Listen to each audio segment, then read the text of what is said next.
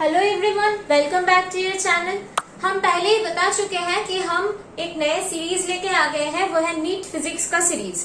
जो NEET physics का जो सिलेबस है, नीट एग्जाम में जो फिजिक्स का सिलेबस है उसका 1 बाय 1 थॉरली सारे चैप्टर्स हम डिस्कस करने वाले हैं।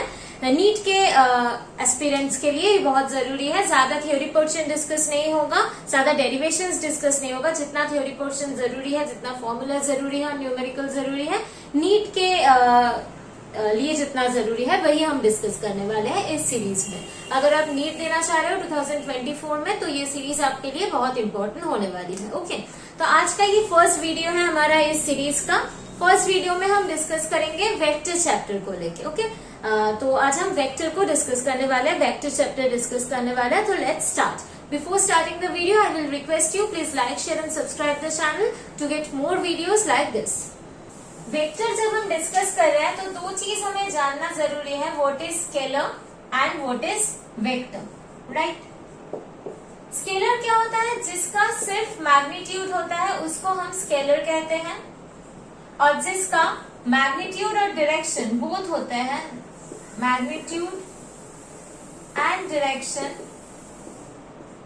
बोथ होते हैं, उसको हम वेक्टर कहते हैं। किसी भी फिजिकल क्वांटिटी जो मेजरेबल है, कोई भी फिजिकल क्वांटिटी जो मेजरेबल है, जिसको हम मेजर कर सकते हैं, उनको हम दो डिवीजन में डिवाइड कर सकते हैं। कोई भी फिजिकल क्वांटिटी जो मेजरेबल है उसको हम दो डिवीजन में डिवाइड कर सकते हैं। First one is the scalar and the second one is vector. Scalar क्या होता है? जिसका सिर्फ मैग्नीट्यूड होता है। सपोज मास, किसी बॉडी का मास है 2 kg, इसका सिर्फ मैग्नीट्यूड होता है, मास का कोई डायरेक्शन नहीं होता। ये एक स्केलर क्वांटिटी है। जो सारे फिजिकल क्वांटिटी का सिर्फ मैग्नीट्यूड होता है, एक वैल्यू होता है, कोई डायरेक्शन नहीं होता, उसको हम कहते हैं स्केलर क्वांटिटी। और जो सारी फिजिकल क्वांटिटी का एक मैग्नीट्यूड डायरेक्शन बोथ होता है उसको हम कहते हैं वेक्टर क्वांटिटी, जिसका मैग्नीट्यूड और डायरेक्शन बोथ हो। As a example we can say force. हम किसी बॉडी पे फोर्स दे रहे हैं, 2 न्यूटन फोर्स दे रहे हैं, तो किस डायरेक्शन में फोर्स दे रहे हैं ये इंपॉर्टेंट है। तो इस वेक्टर क्वांटिटी का मैग्नीट्यूड और डायरेक्शन बोथ होता है, इसको हम वेक्टर क्वांटिटी कहते हैं। तो नॉर्मली अगर हम एग्जाम्पल लिखेंगे तो यहाँ पर लिख सकते हैं mass, speed of the body, energy, work etcetera. और वेक्टर का अगर हम एग्जाम्पल देंगे तो यहाँ पर आएगा force, weight, then velocity, acceleration etcetera. Okay, अब एक चीज आता है कि कुछ एक्सेप्शनल्स है स्केलर में भी और वेक्टर्स में भी, जिसको देख के हमें लगता है कि ये स्केलर होगा लेकिन वो स्केलर नहीं वेक्टर है, और वाइस वर्सा। ऐसे कुछ एक्सेप्शंस के बारे में अभी हम डिस्कस करेंगे। प्रेशर सुन के लगता है कि प्रेशर का भी डायरेक्शन होगा, प्रेशर भी वेक्टर क्वांटिटी होगा, लेकिन प्रेशर एक स्केलर क्वांटिटी है। Okay, and the second thing is current. हमें लगता है कि करंट का डायरेक्शन होता है तो करंट एक वेक्टर क्वांटिटी होगा, लेकिन करंट भी स्केलर क्वांटिटी है, क्योंकि वेक्टर में जो एडिशन प्रोसेस होता है, स्केलर में सपोज दोनों का मास है 2 kg 3 kg, हम सिंपल ऐड करके न्यूमेरिकल वैल्यू को ऐड करके लिख सकते हैं कि 5 kg हो गया। लेकिन वेक्टर में एडिशन का कुछ अलग रूल होता है, जो ट्रायंगल लॉ और पैरेललोग्राम लॉ से होते हैं। हम आगे वीडियो में डिस्कस करेंगे कि वेक्टर कैसे ऐड किए जाते हैं। तो वेक्टर एडिशन के कुछ अलग से रूल होते हैं, ट्रायंगल लॉ और पैरेललोग्राम लॉ। तो उस रूल के तहत ही हमको वेक्टर को ऐड करना है। लेकिन ये जो करंट है, इस करंट को हम वेक्टर लॉ जो है, वेक्टर के जो एडिशन लॉ है उसके थ्रू हम इस करंट को ऐड नहीं कर पाते। तो करंट भी एक स्केलर क्वांटिटी है। सो ये प्रेशर करंट, स्टूडेंट को कंफ्यूजन हो जाता है ये वेक्टर है कि स्केलर है। हमें याद रखना है कि प्रेशर करंट ये दोनों ही स्केलर क्वांटिटी है। ओके, सिर्फ वेक्टर होने के लिए सिर्फ यही काफी नहीं है कि उसका डायरेक्शन हो। वेक्टर होने के लिए उस क्वांटिटी को वेक्टर एडिशन के जो रूल्स हैं वो भी फॉलो करना पड़ता है। वो फॉलो नहीं करता करंट, इसलिए करंट भी स्केलर क्वांटिटी है। अब आ जाते हैं वेक्टर पे। अगर हम सुनेंगे कि एरिया, हमें लगता है कि एरिया तो एक वैल्यू है, सो एरिया एक स्केलर क्वांटिटी होगा, पर एरिया एक वेक्टर क्वांटिटी है।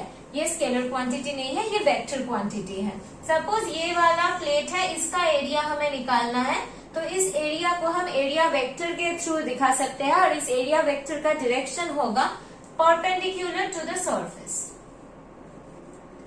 Area vector is always directed perpendicular और normal to the surface. Okay, so हमें पता चल गया what is scalar and what is vector. Scalar का मैग्नीट्यूड सिर्फ होता है, वेक्टर का मैग्नीट्यूड डायरेक्शन बोथ होते हैं। स्केलर का एडिशन का रूल है नॉर्मल एडिशन, वेक्टर का एक अलग एडिशन का रूल होता है जो होता है ट्रायंगल लॉ और पैरेललोग्राम लॉ से। तो किसी क्वांटिटी को अगर वेक्टर बनना है तो उसका डायरेक्शन मैग्नीट्यूड होना जरूरी है और उसको उस ट्रायंगल लॉ ऑफ एडिशन को फॉलो भी करना जरूरी है। ओके, नॉर्मल एग्जाम्पल हम वेक्टर और स्केलर के दे चुके हैं। कुछ एक्सेप्शनल एग्जाम्पल्स है स्केलर और वेक्टर के जो हमें याद रखना है, वो है प्रेशर और करंट। ये दो स्केलर क्वांटिटी होते हैं, हमें लग सकता है कि ये वेक्टर होगा लेकिन ये दो स्केलर क्वांटिटी है, प्रेशर एंड करंट। यह तुम्हें याद रखना है स्पेशली। और एरिया जो हमें लग सकता है कि ये स्केलर है बट ये वेक्टर क्वांटिटी है और इस एरिया वेक्टर का जो डायरेक्शन है that is perpendicular to the surface. ये हो गया brief discussion about scalar and vector. अब हम वेक्टर के बारे में इन डिटेल डिस्कस करेंगे। Suppose this is a vector, A vector. Okay, इस वेक्टर को हम एक एरो से डिनोट करते हैं और इस एरो का जितना लेंथ है वो length of the arrow is equal to the magnitude of the vector और इस एरो का जो डायरेक्शन है वही इस वेक्टर का भी डायरेक्शन है। ओके, सपोज एक और वेक्टर हम ड्रॉ कर रहे हैं, this one, this is B vector. तो यहाँ हम देख रहे हैं कि ए वेक्टर का एरो का जितना लेंथ था बी वेक्टर का जो एरो का लेंथ है वो उससे कम है। इसका मतलब बी वेक्टर का मैग्नीट्यूड ए वेक्टर के मैग्नीट्यूड से कम है। वेक्टर के मैग्नीट्यूड हम ऐसे डिनोट करते हैं, मॉड के अंदर लिखेंगे तो लगता है कि वेक्टर का मैग्नीट्यूड है। तो हम इस एरो के लेंथ ए का ज्यादा है बी का कम है, so B magnitude of the B vector is less than the magnitude of the A vector. और यहाँ पर हम देख रहे हैं ए एरो का जो डायरेक्शन है और इस बी का जो डायरेक्शन है दोनों ही सेम है, तो ए और बी का जो डायरेक्शन है वो दो सेम है। सपोज हम अगर ये ड्रॉ करें, एक ऐसा वेक्टर ड्रॉ करें, दिस इज सी वेक्टर। हम देख रहे हैं कि सी वेक्टर का जो लेंथ ऑफ द एरो है ये बी से ज्यादा है, तो हम इसको लिख सकते हैं magnitude of the C vector is greater than magnitude of the B vector. और इस सी वेक्टर का जो डायरेक्शन है वो बी वेक्टर के डायरेक्शन से एग्जैक्टली ऑपोजिट है, राइट? ए वेक्टर के डायरेक्शन से भी सी वेक्टर का डायरेक्शन एग्जैक्टली ऑपोजिट है। तो इससे हमें पता चलता है कि किसी वेक्टर को अगर हमें ड्रॉ किया हुआ है तो उस एरो का जो लेंथ है उससे हमें पता चलेगा उस वेक्टर का मैग्नीट्यूड कितना है और उस एरो का पॉइंटर जिस डायरेक्शन में जा रहा है that is the direction of the vector. Okay, किसी वेक्टर को हमें अगर रिप्रेजेंट करना है तो वेक्टर का दो पार्ट होता है, एक होता है मैग्नीट्यूड और एक होता है डायरेक्शन। तो सपोज हमें ए वेक्टर को रिप्रेजेंट करना है तो पहले हमें लिखना है ए वेक्टर के मैग्नीट्यूड को, फिर हम लिखेंगे ए वेक्टर के डायरेक्शन को। सो हम ए वेक्टर के मैग्नीट्यूड को रिप्रेजेंट ऐसे करते हैं, पहले ही बता चुके हैं मॉड देके। अब हम वेक्टर का मैग्नीट्यूड तो लिख चुके हैं, इसके साथ वेक्टर का डायरेक्शन लिखेंगे। वेक्टर का डायरेक्शन यूनिट वेक्टर से रिप्रेजेंट किया जाता है और यूनिट वेक्टर को ऐसे दिखाया जाता है, this is the unit vector along A vector के अलॉन्ग जो यूनिट वेक्टर है उसको ऐसे रिप्रेजेंट किया जाता है। इस यूनिट वेक्टर का डायरेक्शन ए वेक्टर के डायरेक्शन जिस दिक में है वही होता है यूनिट वेक्टर ए का भी डायरेक्शन, लेकिन इस यूनिट वेक्टर का मैग्नीट्यूड होता है 1। Okay, so a unit vector को हम कैसे रिप्रेजेंट करेंगे, A cap is equals to A vector divided by A vector का मैग्नीट्यूड। किसी वेक्टर को उसके मैग्नीट्यूड से अगर डिवाइड कर देंगे तो उस वेक्टर्स के अलॉन्ग जो यूनिट वेक्टर है वो हमें मिल जाएगा। ओके, तो ऐसे तीन यूनिट वेक्टर है जो हमें याद रखना है। Suppose this is our X axis, Y axis and Z axis. तो एक्स एक्सिस के अलॉन्ग जो यूनिट वेक्टर है उसको हम लिखते हैं I cap. Y axis, positive Y axis के अलॉन्ग जो यूनिट वेक्टर है उसको हम लिखते हैं J cap. Positive Z axis के अलॉन्ग जो यूनिट वेक्टर है उसको हम लिखते हैं के कैप। और नेगेटिव एक्स एक्सिस के अलॉन्ग जो यूनिट वेक्टर है उसको माइनस आई कैप। नेगेटिव वाई एक्सिस के along minus J cap and negative Z axis के अलॉन्ग माइनस के कैप। ओके, सपोज एक वेक्टर हमें दिया जाए, सपोज हमें बी वेक्टर दिया जाए और बोल दिया जाए कि इसका मैग्नीट्यूड 2 है और ये अलोंग पॉजिटिव एक्स एक्सिस है। This is directed along positive x axis, ये बोल दिया गया है। एक बी वेक्टर है जिसका मैग्नीट्यूड 2 है और वो along positive x axis directed है। तो हम कैसे उस वेक्टर को रिप्रेजेंट करेंगे?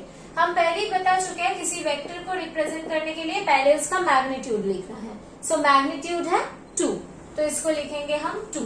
और इसका डायरेक्शन कहाँ पर है? Along positive x axis. Along positive x axis unit vector कितना है? आई कैप है, तो यहाँ पर हम लिखेंगे आई कैप। ओके, अगर ऐसे दिया जाए कि एक सी वेक्टर है जिसका मैग्नीट्यूड बोल दिया गया है 3 और जिसका डायरेक्शन है अलोंग नेगेटिव जेड एक्सिस, तो पहले हम मैग्नीट्यूड लिखेंगे 3 और नेगेटिव जेड एक्सिस के अलोंग जो यूनिट वेक्टर है वो है माइनस के कैप, तो 3 के साथ माइनस के कैप। ठीक है, ऐसे हम रिप्रेजेंट करते हैं वेक्टर को। आई होप आपको ये यूनिट वेक्टर का कॉन्सेप्ट समझ में आया है। यूनिट वेक्टर है, तो यूनिट वेक्टर अगर किसी वेक्टर को दिया जाए, हमें सपोज ए वेक्टर दिया गया है और हमें पूछे कि उसका यूनिट वेक्टर निकालो, तो उस वेक्टर को उसके मैग्नीट्यूड से डिवाइड करने पर हमें यूनिट वेक्टर मिल जाता है। ओके, और किसी वेक्टर को हम इस फॉर्मेट में रिप्रेजेंट करते हैं, पहले उसका मैग्नीट्यूड फिर उसके अलोंग जो यूनिट वेक्टर है उसको मल्टीप्लाई कर देते हैं। ऐसे एक्स एक्सिस के अलोंग वाई जेड, इसके अलोंग जो यूनिट वेक्टर्स है ये हमें याद रखना है। और एक चीज, यूनिट वेक्टर का मैग्नीट्यूड हमेशा 1 होता है, इसलिए उसका नाम है unit vector. Okay, I hope ये सब आपको क्लियर है। अब और कुछ प्रॉपर्टीज और रिप्रेजेंटेशन हम डिस्कस करेंगे about vectors. Suppose this is a vector A vector, तो इसका 2 पोजीशन होता है, इसको कहते हैं टेल और इसको कहते हैं हेड। ओके, और सपोज 2 वेक्टर दिया गया है, ये ए वेक्टर है और ये वाला है हमारा बी वेक्टर। तो इस 2 वेक्टर को हम head to head to tail, tail to tail 3 position में ड्रॉ कर सकते हैं। 1 बाई 1 हम दिखाते हैं। सपोज इसको हम टेल टू टेल ऐसे रिप्रेजेंट करना चाहते हैं, तो कैसे रिप्रेजेंट करेंगे? ये है बी वेक्टर का टेल, ये है बी वेक्टर का हेड, राइट? हमें टेल टू टेल रिप्रेजेंट करना है, तो दोनों का टेल सेम पोजीशन पे होना चाहिए। तो हम पहले ए वेक्टर को ड्रॉ करेंगे। This is my A vector, ये ए वेक्टर का टेल है, यहाँ पर आके बी वेक्टर का टेल को ज्वाइन करना है। तो सिर्फ बी वेक्टर को यहाँ से डायरेक्शन चेंज ना करके जस्ट शिफ्ट करके यहाँ पर लेके आ जाएंगे। इस बी वेक्टर को ऐसे शिफ्ट करके यहाँ पर लेके आ जाएंगे। सो ये बन गया हमारा टेल टू टेल पोजीशन। अब हम रिप्रेजेंट कर सकते हैं ऐसे tail to head position. Suppose ये हमारा ए वेक्टर है। ओके, ए वेक्टर को ड्रॉ कर चुके हैं। अब ए वेक्टर के हेड के साथ बी वेक्टर का टेल ज्वाइन करेंगे, राइट? ऐसे ये हमारा बी वेक्टर है, इस वेक्टर का डायरेक्शन चेंज ना करके जस्ट वेक्टर को शिफ्ट करके यहां लेके आ सकते हैं, like this. This is the B vector, just इस वेक्टर को शिफ्ट करके यहां लेके आ गए। So this will be our B vector. तो अब क्या हो गया? ये हो गया हेड टू टेल जो कनेक्शन है, टेल टू हेड कनेक्शन, एक का टेल एक का हेड कनेक्ट हो गया।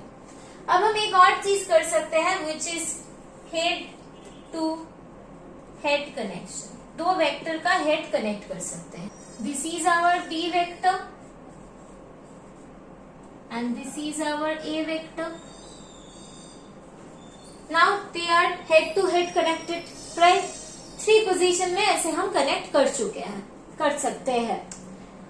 किसी भी जगह अगर हमें बोले कि 2 वेक्टर के बीच हमें एंगल्स निकालना है, ए और बी वेक्टर के बीच कितना एंगल है, तब हम ओनली इस टेल टू टेल पोजीशंस को यूज करेंगे to calculate the angle between 2 vectors. कैसे, अभी हम इसको दिखाते हैं। सपोज ये पिक्चर तुम्हें क्वेश्चन में दिया गया है। This is A vector, this is B vector and this is the angle 120 degree. और तुम्हें पूछे कि ए बी वेक्टर के बीच एंगल क्या है, तो नॉर्मली तुम इस पिक्चर को देख के बता लोगे कि 120 डिग्री है, but this is not right, क्योंकि हमें अगर दो वेक्टर के बीच एंगल निकालना है तो दो वेक्टर को टेल टू टेल कनेक्ट करना है। यहाँ पर देखो हेड टू टेल कनेक्टेड है, किसी का हेड किसी का टेल के साथ कनेक्टेड है। तो हमें क्या करना है, इस ए वेक्टर को शिफ्ट करके यहाँ पर लेके आना है। जस्ट इस ए वेक्टर के पोजीशन को हम शिफ्ट करके यहाँ लेके आ गए हैं, राइट। अब देख रहे हैं ये जो ए वेक्टर है और ये जो बी वेक्टर है दोनों का टेल कनेक्टेड है, तो टेल टू टेल पोजीशन में अब वो आ चुके हैं। अब उन दोनों के बीच का जो एंगल है, this will be the right angle between A and B. So ये पूरा एंगल हमें पता है 180 डिग्री होता है। So this one should be 180 minus 120 that is equals to 60 degree. So A और बी वेक्टर के बीच में एंगल है 60 degree. This is the correct answer. So दो वेक्टर के बीच में अगर एंगल कितना है हमें पूछे तो हम उस दो वेक्टर को टेल टू टेल कनेक्ट करेंगे, फिर देखेंगे उन दोनों के बीच एंगल कितना है। ओके, तो अब चलते हैं नेक्स्ट पॉइंट पे। वेक्टर का एडिशन, सब्सट्रैक्शन, मल्टीप्लिकेशन सबका डिफरेंट फॉर्मूला होता है, डिफरेंट रूल्स होते हैं। जो सारे क्वांटिटीज वेक्टर्स है लाइक फोर्स, वेलोसिटी, एक्सीलरेशन, वो सारे क्वांटिटीज को अगर हमें ऐड करना है और सब्सट्रैक्ट करना है और मल्टीप्लाई करना है तो वेक्टर का जो रूल होता है वही फॉलो करना है। ओके, तो वेक्टर का एडिशन, सब्सट्रैक्शन और मल्टीप्लिकेशन का अलग रूल होता है। मल्टीप्लिकेशन दो टाइप का होता है वेक्टर का, dot product and cross product. Vector का डिविजन नहीं होता है। तो पहले हम स्टार्ट करेंगे from addition of two vectors. Addition of two vectors, उसका जो पहला रूल हम डिस्कस करेंगे that is the triangle law. Okay, दो वेक्टर हम ड्रॉ कर लेते हैं पहले। ये हमारा ए वेक्टर है और ये हमारा बी वेक्टर है। हमें इस दो वेक्टर को ऐड करना है। ट्रायंगल लॉ को यूज करके अगर हमें ऐड करना है तो पहले हमें ये दो वेक्टर को इन ऑर्डर कनेक्ट करना है, मतलब टेल हेड ऐसे कनेक्ट करेंगे तो इसको इन ऑर्डर कनेक्ट करना कहेंगे। ओके, सो हमें इस दो वेक्टर को हेड टेल पोजीशन पे कनेक्ट करना है, मतलब एक का हेड दूसरे का टेल के साथ कनेक्ट होगा। तो हम कैसे ड्रॉ कर सकते हैं, ये हमारा ए वेक्टर है और ये जो बी वेक्टर है इसको ऐसे शिफ्ट करके यहाँ पर लेके आ सकते हैं। So this one will be our B vector. Okay, तो ये ए बी वेक्टर को हम ऑर्डर में कनेक्ट कर चुके हैं। ये दो साइड ऑफ ए ट्रायंगल हम बना चुके हैं। अब हमें ट्रायंगल का थर्ड साइड ड्रॉ करना है। हम थर्ड साइड अगर ऐसे ड्रॉ करेंगे, अगर हम थर्ड साइड को ऐसे ड्रॉ करेंगे तो क्या हो जाता है, ये इन ऑर्डर कनेक्ट हो गया, ए बी और ये थर्ड वाला tail head tail head tail head ऐसे कनेक्ट करेंगे तो ये तीनों साइड इन ऑर्डर कनेक्ट हो गया है। हमें ये जो थर्ड साइड है इसको ऑपोजिट ऑर्डर में ड्रॉ करना है। तो हम ऑपोजिट ऑर्डर में ड्रॉ कैसे करेंगे, ऐसे कनेक्ट कर देंगे। तो ये दो वेक्टर जिस ऑर्डर में जा रहा है ये उसका ऑपोजिट ऑर्डर में जा रहा है। I hope this is clear to you. So ये जो third side of the triangle है in opposite order, this will be the resultant vector of A and B. A B vector को अगर हम ऐड करेंगे, A vector and B vector को अगर हम ऐड करेंगे तो हमें रिजल्टेंट वेक्टर आर मिलेगा। ए बी वेक्टर अगर एक ट्रायंगल का दो साइड को रिप्रेजेंट करता है in order, then the other side of the triangle drawn in opposite order is showing the resultant vector of these two. Is that clear? तो हम ऐसे पहले बी फिर ए भी ड्रॉ कर सकते थे। यहाँ पर अगर हम पहले बी वेक्टर को ड्रॉ कर लेते और उसके बाद इस ए वेक्टर को शिफ्ट करके यहाँ लेके आते तो ऐसे हमें मिल जाता। अब ये ट्रायंगल का दो साइड हो गया, हमें थर्ड साइड चाहिए ट्रायंगल का, तो हम वो थर्ड साइड को ऑपोजिट ऑर्डर में ड्रॉ करेंगे। So this is the third side of the triangle drawn in opposite order. So this will be the resultant vector of A and B, right. अब आप यहाँ पर देख सकते हैं ये आर वेक्टर और ये जो आर वेक्टर है दोनों सिमिलर डायरेक्शन में जा रहे हैं, तो दो वेक्टर सेम ही है। मतलब हम ए प्लस बी करें या बी प्लस ए करें, we are getting the same R vector. Okay, so triangle law क्या कहता है, if two vectors are represented by the two sides of a triangle taken in order, then the third side of the triangle taken in opposite order represent the resultant vector of these two. Okay, I hope ये आपको clear हो गया triangle law कैसे दिखता है। अब यहाँ से इस ट्रायंगल लॉ से एक और लॉ भी हम डिस्कस करेंगे विच इज पैरेललोग्राम लॉ। उस पैरेललोग्राम लॉ से हम कैसे रिजल्टेंट वेक्टर ड्रॉ करते हैं पहले वो दिखा लेते हैं, फिर उससे जो फॉर्मूला डिराइव्ड होगा वो हम डिस्कस करेंगे। ओके, यहाँ पर अगर ए बी के बीच में अगर एंगल कोई पूछे आपसे, ए बी के बीच में एंगल कितना है, तो पहले ही बता चुके हैं दो वेक्टर के बीच हमें एंगल निकालना है तो टेल टू टेल पोजीशन में लेके आना है। सो इस ए वेक्टर को हम ऐसे शिफ्ट कर देंगे तो हमें मिल जाएगा angle between A and B vector. This is the angle between A and B vector. Okay, तो theta is the angle between A and B vector. Okay, अब ए बी वेक्टर का ही हम रिजल्टेंट निकालेंगे using parallelogram law. Parallelogram law से अगर हमें इस ए एंड बी वेक्टर का रिजल्टेंट निकालना है तो पहले हम इस ए एंड बी वेक्टर को टेल टू टेल कनेक्ट करेंगे। ये बात समझ लो, जब हम ट्रायंगल लॉ अप्लाई करते हैं तो हेड टू टेल कनेक्ट किए थे, अब हम पैरेललोग्राम लॉ यूज कर रहे हैं जब, तब दो वेक्टर को हम टेल टू टेल कनेक्ट करेंगे। Okay, so tail to tail अगर कनेक्ट करेंगे तो ये हमारा हो गया ए वेक्टर। इस बी वेक्टर को हम यहाँ पर ले आके ड्रॉ कर सकते हैं, this is the B vector. Tail to tail connect कर चुके हैं। अब इस पैरेललोग्राम को हम कंप्लीट करेंगे, मतलब इस ए वेक्टर को हम यहाँ पर भी ड्रॉ करेंगे और इस बी वेक्टर को हम यहाँ पर भी ड्रॉ करेंगे। Okay, now the parallelogram is complete. अब इस वेक्टर का जो ये पैरेललोग्राम का जो डायगोनल होगा फ्रॉम दिस पॉइंट, ये डायगोनल होगा, this will be the resultant vector of A and B.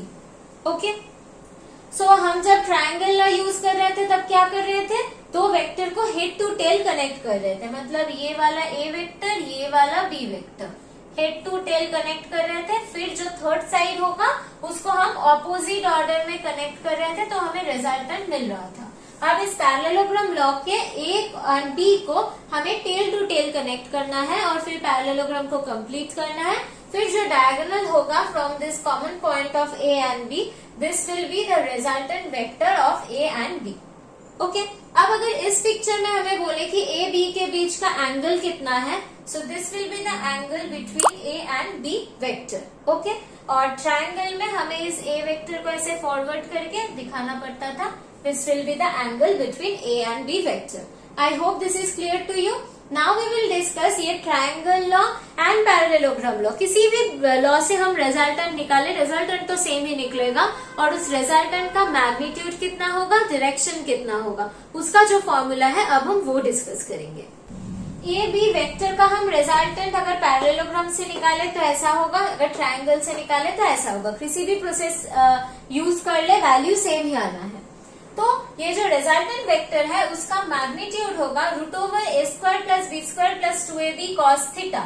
a is the magnitude of the a vector, b is the magnitude of the b vector and theta is the angle between a and b vector। और angle हम कब देख सकते हैं, जब tell to tail connected हो ए and B vector. जब A and B vector tail to tail connected हो तब जो एंगल निकलेगा वही करेक्ट एंगल होगा। And this theta angle is the angle between A and B vector. ये फाई कौन सा एंगल है, फाई है आर वेक्टर और ए वेक्टर के बीच का एंगल है फाई, और ये tan फाई का वैल्यू है b sin theta divided by a plus b cos theta.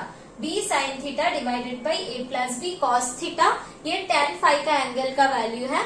यहाँ पर जो नोट करने वाली बात है वो हमें ध्यान में रखना है, theta is the angle between a and b vector and phi is the angle between a and r vector. तुम्हें ये दो चीज बहुत अच्छे से ध्यान में रखना है जब ये दो फॉर्मूले तुम याद कर रहे हो। और यहाँ पर a and b vector tail to tail connected होना है और यहाँ पर a एंड r वेक्टर भी टेल टू टेल कनेक्टेड होना है। अगर कोई पूछे कि ये वाला एंगल कितना होगा, सपोज दिस इज अल्फा, ये वाला एंगल का वैल्यू कितना है, मतलब r vector and b vector के बीच का एंगल का वैल्यू कितना है, तब हम निकाल सकते हैं कि tan alpha is equals to a sin theta divided by b plus a cos theta. Okay, just A B का पोजीशन चेंज हो गया है क्योंकि ये फाई वाला एंगल था ए के साथ आर का एंगल, और ये अल्फा वाला एंगल है बी के साथ आर का एंगल। तो इस फॉर्मूले में भी जहां जहां बी था वहां पर ए लिख चुके हैं, जहां पर ए था वहां पर बी लिख चुके हैं। Okay, I hope this formula are clear to you. ये फॉर्मूला बहुत अच्छे से याद रखना है, हमारे नीट के लिए ये फॉर्मूला बहुत ही इंपॉर्टेंट होने वाला है। और अब हम जाएंगे, अब दो वेक्टर रहे तो कैसे उसका रिजल्टेंट निकालते हैं ऐड करके, वो हम ऑलरेडी कर चुके हैं। दो से ज्यादा वेक्टर हो तो हम कैसे ऐड करेंगे, अब हम वो डिस्कस करेंगे। दो प्रोसीडियर है, एक है पॉलीगन रूल और एक होता है resolution of two vectors, resolution of vectors. तो इसके हिसाब से हम मल्टीपल वेक्टर्स को कैसे ऐड करें, और दो से ज्यादा वेक्टर दिया गया है तो उसका एडिशन करके कैसे रिजल्टेंट निकालें, अब हम वो डिस्कस करेंगे। Suppose 3 vectors are given, this is A vector, this is B vector and this is C vector। इन तीनों वेक्टर का रिजल्टेंट हमें निकालना है। तो क्या करेंगे, हम पॉलीगन रूल यूज करेंगे, पॉलीगन रूल यूज करेंगे इन तीन वेक्टर को ऐड करने के लिए। पहले हम A वेक्टर ड्रॉ करते हैं, ये हो गया हमारा A वेक्टर। अब हेड टू टेल पोजीशन पे, हेड टू टेल पोजीशन पे ए के साथ बी को कनेक्ट करते हैं। जस्ट बी को यहां से शिफ्ट करके यहां लेके आ गए हैं। This is our B vector. अब हेड टू टेल कनेक्ट करके हम सी को लेके आएंगे, तो सी को जस्ट यहां से यहां पर लेके आ रहे हैं। This is C vector. हो गया। अब हमें इसका रिजल्टेंट निकालना है, तो सारे head to tail same order में कनेक्टेड है, तो इसका जो रिजल्टेंट होगा ये ऑपोजिट ऑर्डर में कनेक्टेड होगा। पहले तो इस दो पॉइंट को ऐड करके हमें रिजल्टेंट मिल गया। अब ये सेम ऑर्डर में नहीं जाएगा, ये जाएगा ऑपोजिट ऑर्डर में। सो this will be the resultant. तो यहाँ पर हमें ए बी सी इस ऑर्डर में किए हैं। अब इसको ऑर्डर को चेंज भी कर सकते हैं, पहले बी फिर सी फिर ए, ऐसे भी कर सकते हैं। एक करके दिखाते हैं। पहले ए ड्रॉ कर लेते हैं, दिस इज ए वेक्टर। उसके बाद हमको सी ड्रॉ कर लेते हैं, C vector, this is the C vector. उसके बाद हम बी ड्रॉ कर लेते हैं, सेम ऑर्डर में ड्रॉ कर रहे हैं, head to tail head to tell.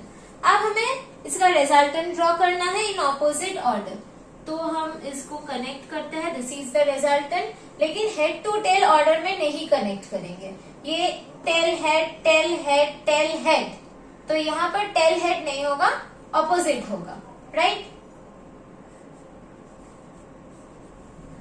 So this is the resultant. ये दो रिजल्टेंट सेम ही है।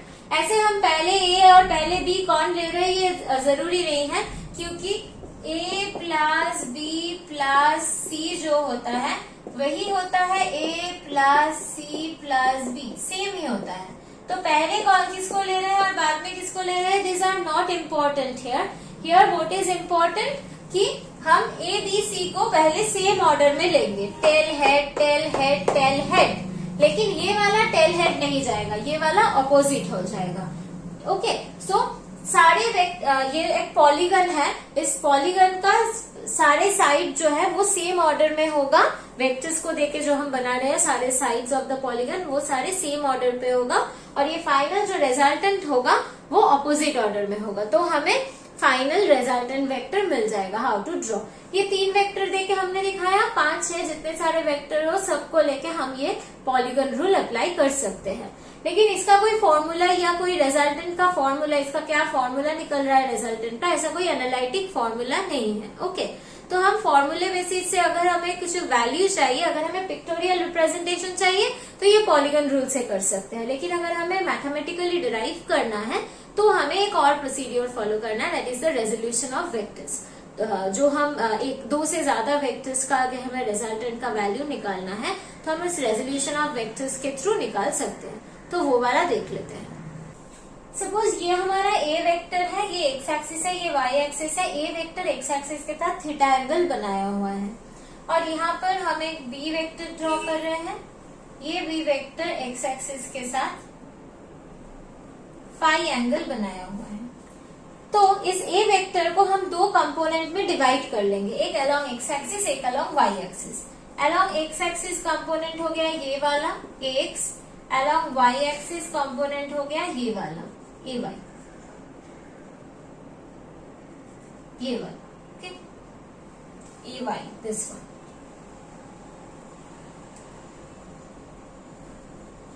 अब बी वेक्टर का भी दो कंपोनेंट में डिवाइड कर सकते हैं। एक बन जाता है ये वाला कंपोनेंट बी एक्स वाला, और एक बन जाता है ये वाला कंपोनेंट बी वाई वाला। ओके, जो कंपोनेंट एंगल के साथ लगा हुआ होगा वो कॉस कंपोनेंट होगा। ए का ये जो एक्स कंपोनेंट है ये थीटा एंगल के साथ लगा हुआ है, सो ये एक्स कंपोनेंट होगा ए कॉस थीटा, और जो कंपोनेंट लगा हुआ नहीं है ए वाई वो होगा ए साइन थीटा। बी का ये जो बी एक्स कंपोनेंट है ये फाई एंगल के साथ लगा हुआ है, तो ये होगा बी कॉस फाई, और ये जो साइड है जो एंगल के साथ लगा हुआ नहीं है ये होगा बी साइन फाई। ओके, तो अब हम लिख सकते हैं कि अलोंग एक्स एक्सिस जो रिजल्टेंट वेक्टर होगा, जो resultant vector along X axis जो रिजल्टेंट है वो है A X plus B X. X है A cos theta, B X है B cos phi, right.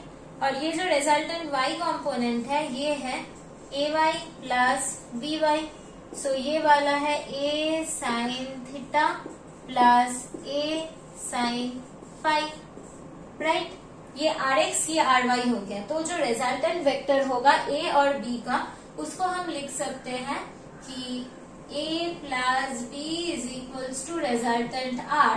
So r vector is equals to rx into I cap. I cap क्यों? rx x component है और along x axis unit vector I cap है, plus ry ये y component है r resultant का, और y vector के along जो positive y axis के along जो unit vector है वो है j cap. So ये rx मिल गया, ये ry मिल गया, और ये हो गया हमारा resultant, right? तो ऐसे करके हम निकाल सकते हैं। तो सपोज अगर हमें तीन वेक्टर दिया गया है कि A vector is equals to X I cap plus A Y J cap, B vector is equals to B Y J cap plus B Z K cap, और C vector is equals to C X I cap. और अगर हमें बोले इन तीनों का resultant तुम निकाल के बोलो, तो हम क्या करेंगे, आर वेक्टर में पहले सबका एक्स कंपोनेंट को ऐड करेंगे। एक्स, इसका कोई एक्स कंपोनेंट नहीं है, इसका एक्स कंपोनेंट है आई कैप, प्लस सबका वाई कंपोनेंट को ऐड करेंगे। इसका वाई कंपोनेंट है ए वाई, इसका वाई कंपोनेंट है बी वाई, इसका कोई वाई कंपोनेंट नहीं है, प्लस सबका जेड कंपोनेंट ऐड करेंगे। इसका जेड कंपोनेंट नहीं है, इसका जेड कंपोनेंट है बी जेड, इसका भी जेड कंपोनेंट नहीं है। So this will be the resultant vector. Okay, I hope this is clear to you. अब अगर हमें इस रिजल्टेंट वेक्टर का वैल्यू निकालने के लिए बोले, ये तो कंप्लीट वेक्टर हो गया, इसका अगर वैल्यू निकालने के लिए बोले तो हम क्या करेंगे, the value of the resultant vector is root over करके सारे जो कंपोनेंट है, ये एक्स कंपोनेंट है, ये वाई कंपोनेंट है, ये जेड कंपोनेंट है, सबको स्क्वायर करके ऐड करेंगे। तो यहाँ पर आएगा एक्स प्लस सी एक्स उसका स्क्वायर, प्लस y कंपोनेंट जो है A Y plus B Y उसका स्क्वायर, प्लस z कंपोनेंट जो है बी जेड उसका square under root. This is the magnitude of the resultant vector. तो ऐसे करके हम दो से ज्यादा वेक्टर का भी रिजल्टेंट का वैल्यू निकाल सकते हैं। I hope this things are clear to you. ये सारी चीज कुछ न्यूमेरिकल्स देके हम फिर डिस्कस करेंगे इन द नेक्स्ट वीडियो। इसके ऊपर बेस्ट कुछ प्रॉब्लम्स करेंगे ताकि आपको ये और भी अच्छी तरीके से समझ में आ जाए। उसके बाद हम इसका सब्सट्रैक्शन और मल्टीप्लीकेशन ऑफ वेक्टर ये भी डिस्कस करने वाले हैं। अगर आपके ये वीडियो काम पे आ रहे हैं और बहुत यूजफुल लग रहा है, then please like, share and subscribe the channel and also share this video with your friends and write your valuable comment in the comment section so that we can understand how we should proceed. Thank you everyone for watching the video.